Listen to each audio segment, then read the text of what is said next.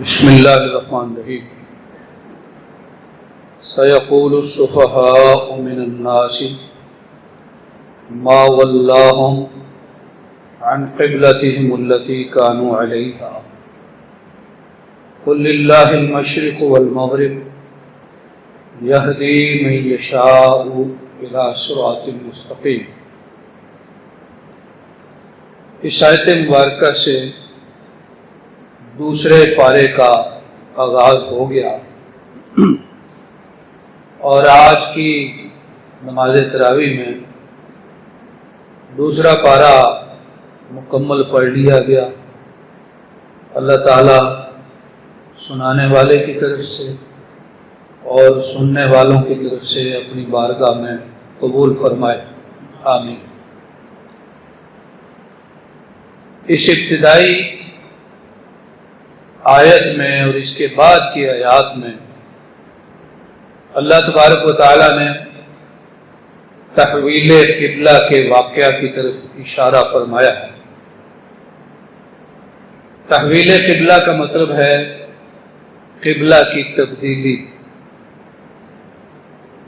جب مسلمان ہجرت کر کے مکہ سے مدینہ چلے گئے تو وہاں جا کے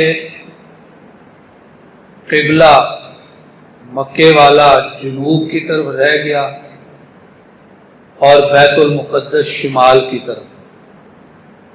مدینہ منورہ ان دونوں کے درمیان میں ہے۔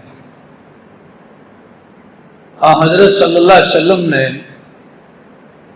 بیت المقدس کی طرف رخ کر کے نماز پڑھنا جاری رکھا اور اس پر 16 یا 17 مہینے گزرے۔ آپ یہ چاہتے تھے کہ میرا قبلہ مکہ شریف والا بیت اللہ مقرر کر دیا جائے، تو اللہ تعالیٰ نے یہ آیات نازل فرمائی، فَوَلِّ وَجْهَكَ شَطْرَ الْمَسْجِدِ الْحَرَامِ، اے میرے محبوب صلی اللہ علیہ وسلم، آپ اپنا چہرہ مسجد الحرام کی طرف پھیر لیں۔ آپ کو حکم ہوا، آپ نے رخ اس طرف کر لیا۔ کوئی صحابی مسجد نبوی میں نماز پڑھ کے مدینہ کے ایک باہری محلے میں گیا، وہاں عصر کی نماز ہو رہی تھی، بیت المقدس کی طرف منہ کر کے اس نے دوران نماز ہی آواز لگا دی کہ قبلہ بدل دیا گیا ہے۔ لہذا وہ صحابہ نماز کے دوران ہی پھر گئے بیت اللہ شریف کی طرف۔ اس مسجد کا نام مسجد قبلہ تین ہو گیا۔ جو لوگ حج اور عمرہ پر جاتے ہیں، مدینہ منورہ بھی جاتے ہیں، وہ مسجد قبلہ تین کی عموماً زیارت کر کے آتے ہیں۔ یہ وہ مسجد ہے جس میں ایک ہی نماز میں 2 قبلوں کی طرف رخ کیا گیا۔ یہود مدینہ نے اس بات کو بہت اچھالا کہ یہ کیا ہوا کہ محمد صلی اللہ علیہ وسلم ہمارے قبلے کی پیروی کر رہے تھے اور انہوں نے ہمارا قبلہ چھوڑ دیا، مکہ والے قبلے کی طرف رخ کر لیا۔ تو اللہ تعالیٰ نے فرمایا یہ اللہ کی مرضی ہے کہ جس طرف چاہے رخ کرنے کا حکم دے۔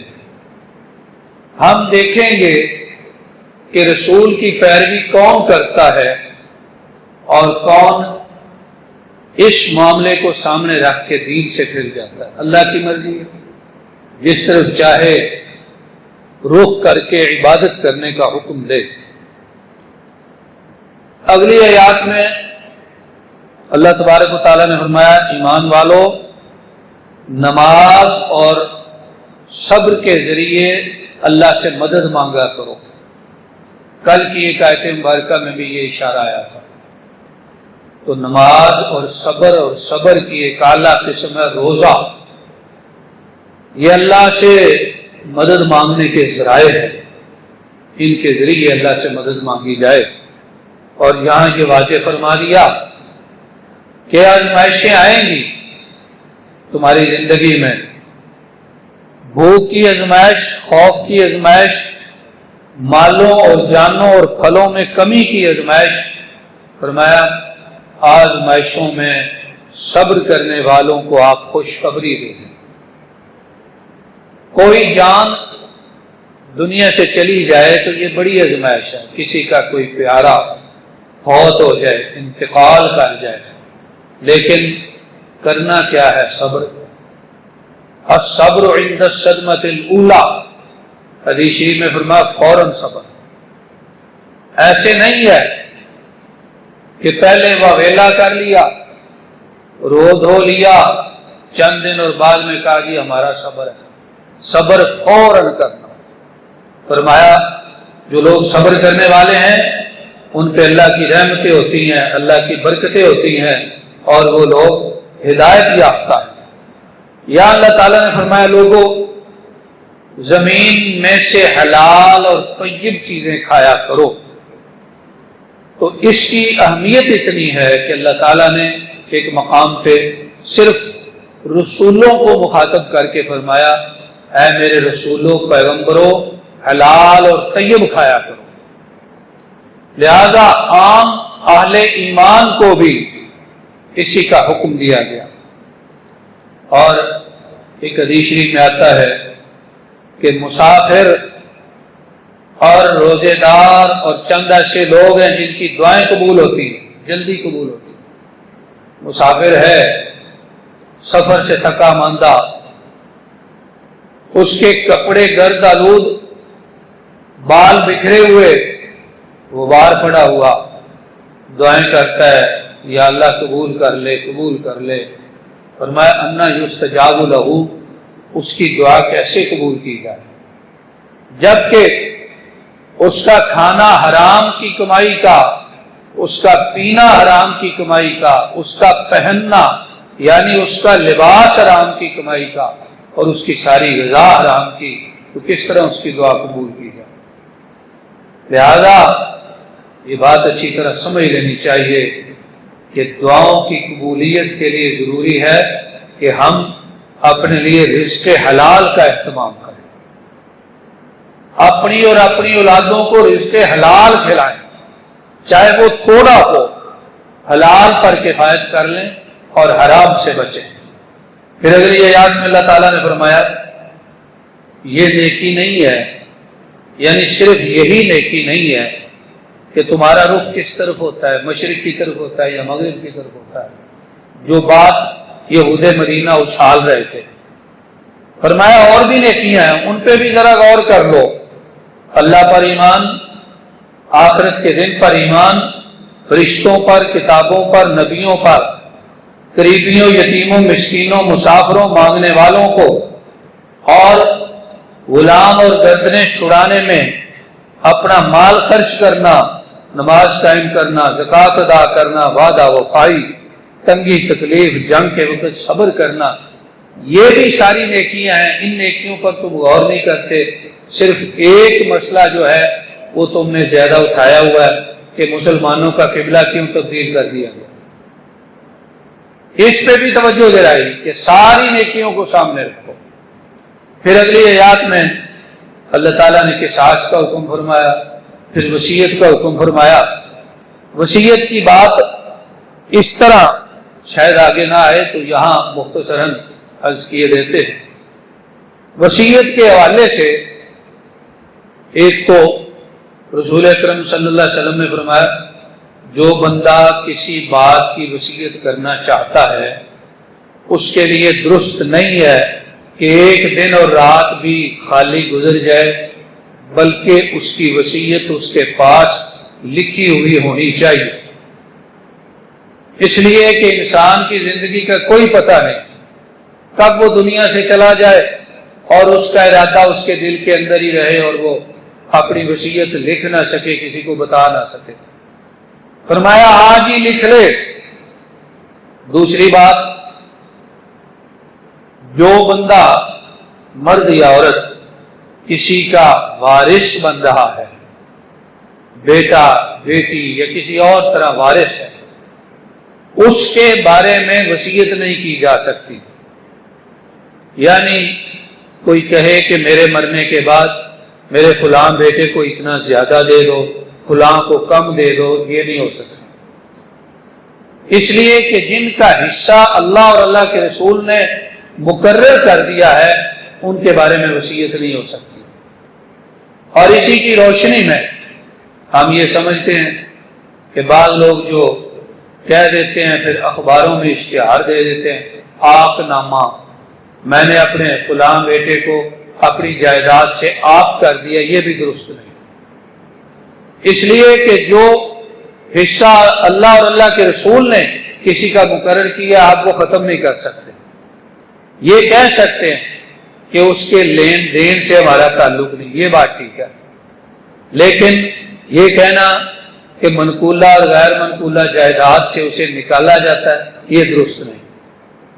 پھر وصیت کے حوالے سے یہ بات بھی سمجھنا ضروری ہے کہ کل مال کی 1/3 وصیت میں دی جا سکتی ہے، اس سے زیادہ نہیں، اس سے اگر کم کیا جائے تو بہتر۔ اگلی آیات میں اللہ تبارک و تعالیٰ نے روزے کا حکم فرمایا اور رمضان شریف کی فضیلت بیان فرمائی، پھر اللہ تعالیٰ نے حج کے احکام بیان فرمائے۔ حج کے حوالے سے بنیادی بات یہ فرمائی، اتم الحج والعمرۃ للہ، حج کرو اللہ کے لیے، عمرہ بھی کرو اللہ کے لیے۔ کوئی بھی عبادت اس وقت تک قبول نہیں ہوتی جب تک اس میں اللہ کی رضا کی خالص نیت نہ کر لی جائے، لہذا حج و عمرے والا پہلے اپنی نیت اللہ کی رضا کے لیے خالص کر لے۔ پھر یہاں دعا کی تعلیم دی ہے کہ حج میں زیادہ مواقع پر یہ دعا پڑھی جائے گی، ربنا آتنا فی الدنیا حسنہ وفی الآخرۃ حسنہ وقنا عذاب النار۔ اب حج کے معاملے میں اور عمرے کے معاملے میں بھی کچھ افراط و تفریق ہے کہ بعض لوگوں نے وہاں کے ہر مقام کے لیے کوئی نہ کوئی دعا بنا لی ہے، وہ منقول نہیں ہے، مسنون نہیں ہے، نبی کریم صلی اللہ علیہ وسلم اور صحابہ کرام سے ثابت نہیں ہے، لیکن لوگوں نے بنائی ہوئی ہے۔ اور وہاں جب چلے جائیں تو جو بھی صاحب علم ہوتا ہے اس سے لوگ بات بات پوچھتے ہیں یہاں کیا پڑھنا ہے، یہاں کیا پڑھنا ہے، تو ہر جگہ کی کوئی دعا خاص نہیں ہے۔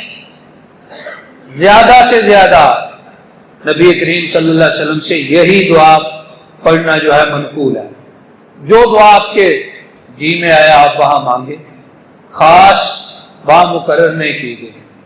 تو ایک تو اس حوالے سے بعض لوگ افراط کا مظاہرہ کرتے ہیں اور بعض لوگ تفریط کا مظاہرہ کرتے ہیں کہ وہاں جا کے دعا سے اور نماز سے اور عبادت سے غافل رہتے ہیں اور اپنے کمروں میں ہوٹلوں میں آرام کو ترجیح دیتے ہیں، جو کہ بہت بڑی کوتاہی ہے۔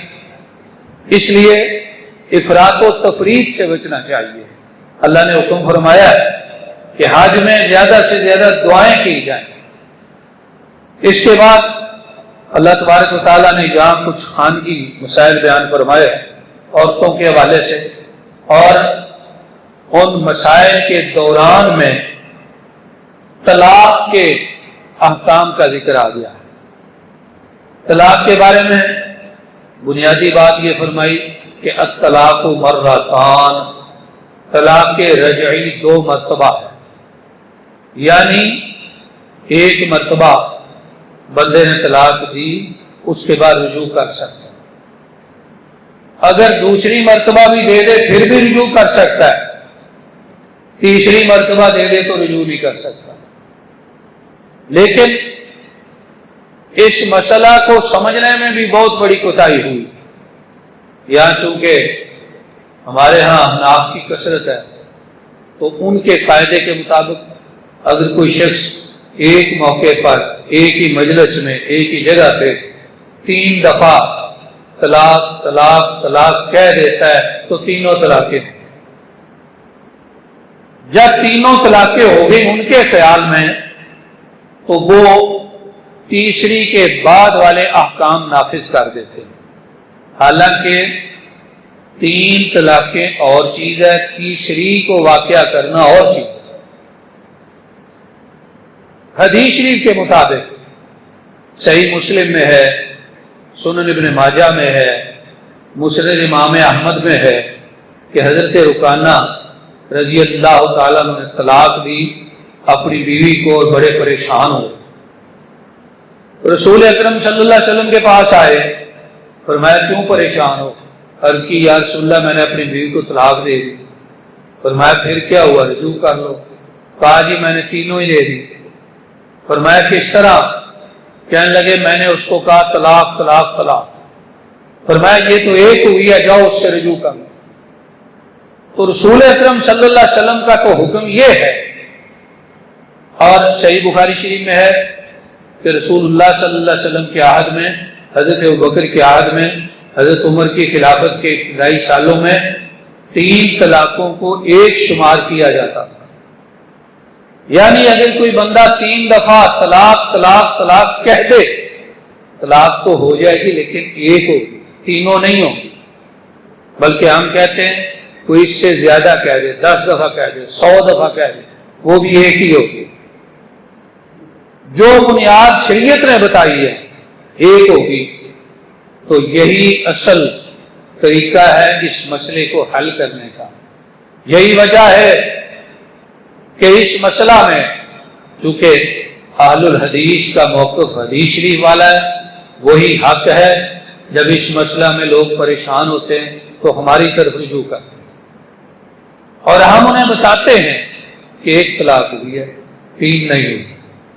لہذا قرآن کریم نے کہا الطلاق مرتان، طلاق رجعی 2 مرتبہ ہے، الگ الگ مرتبہ مرتان کا تقاضا ہے۔ یہ نہیں ہے کہ ایک ہی مرتبہ ساری ہو۔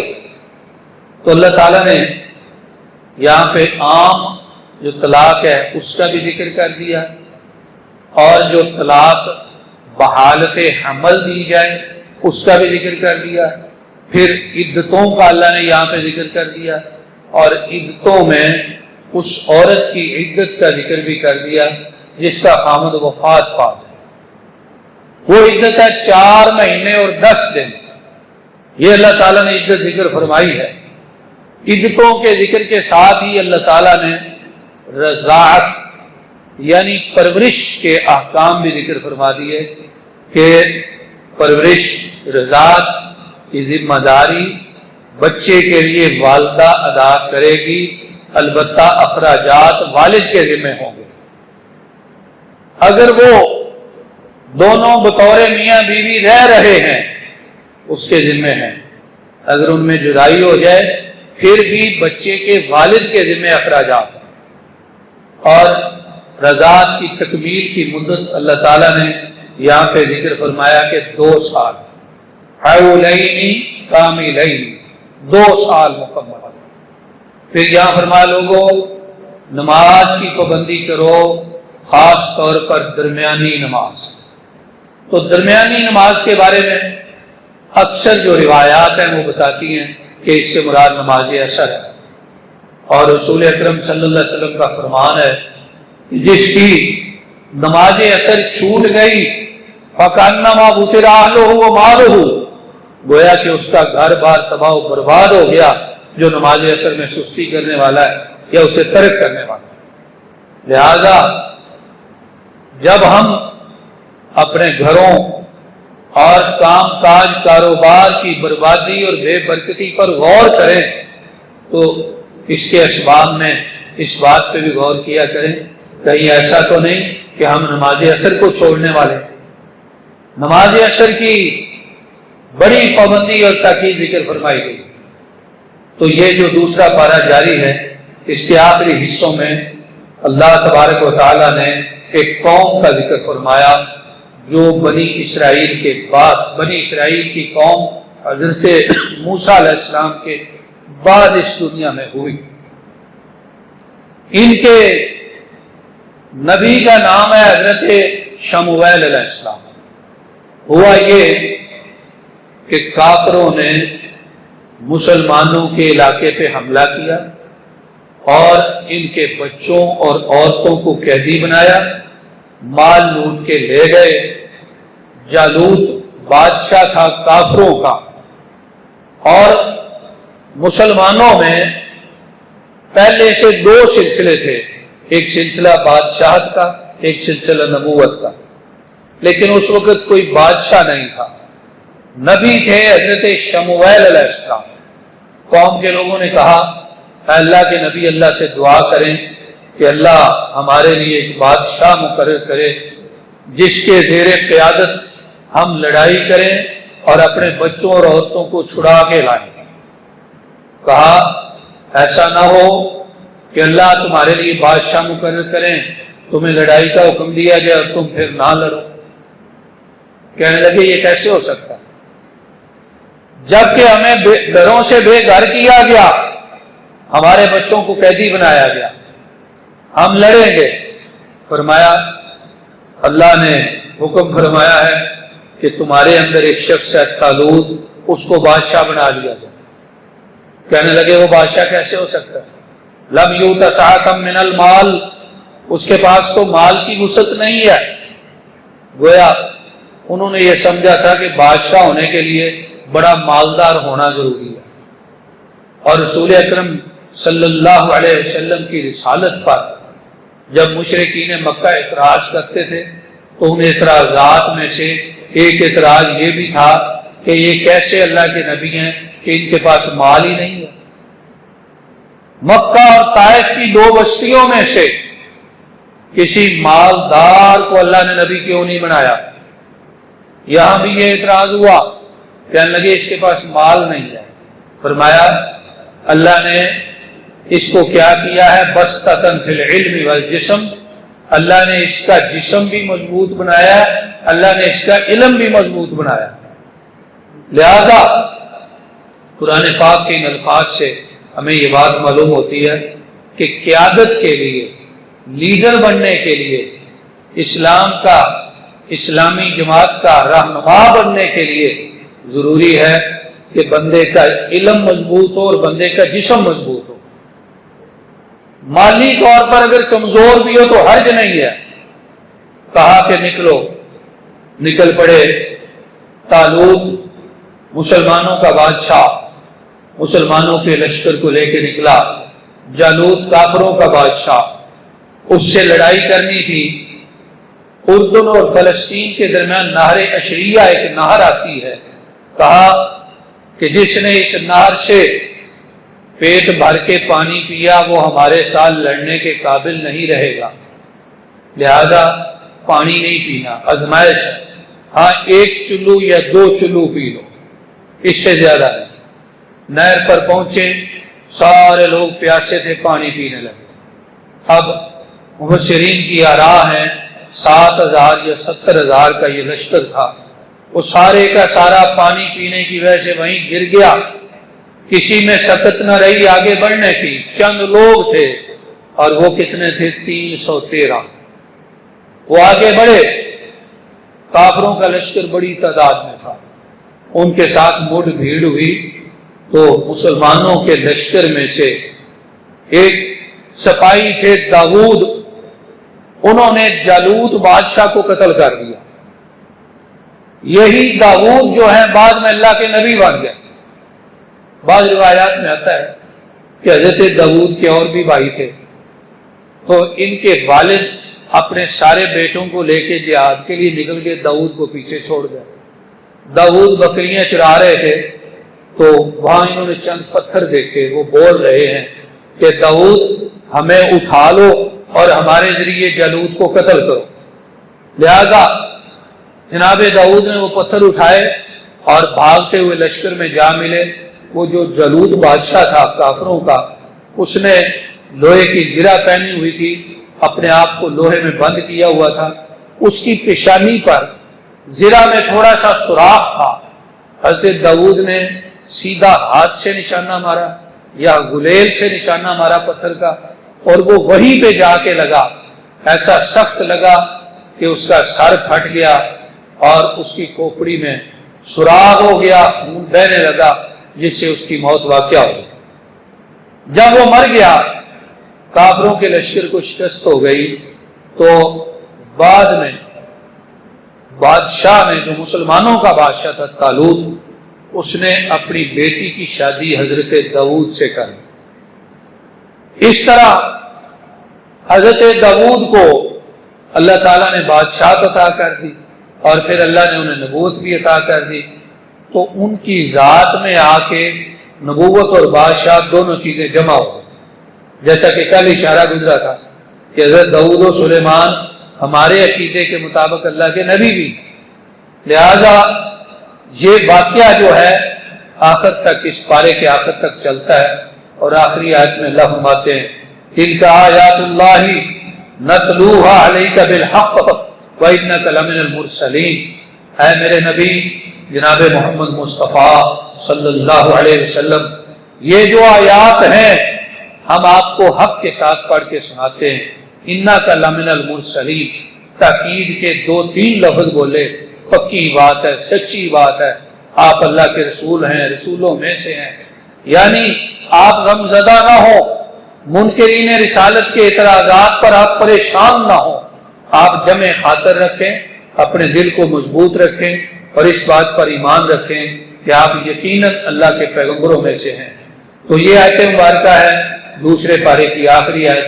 یہی تک آج کی نماز تراویح میں قرآن پاک کی تلاوت کی گئی، دوسرا پارہ ختم ہوا، تیسرے پارے کے مضامین کے ساتھ انشاءاللہ آئندہ گفتگو میں ہم حاضر ہوں گے۔ اللہ تعالیٰ سے دعا ہے کہ اللہ تعالیٰ ہمیں اپنی کتاب کو سمجھنے اور اس پر عمل کرنے کی توفیق عطا فرمائے، آمین۔ وآخر دعوانا ان الحمد للہ رب العالمین۔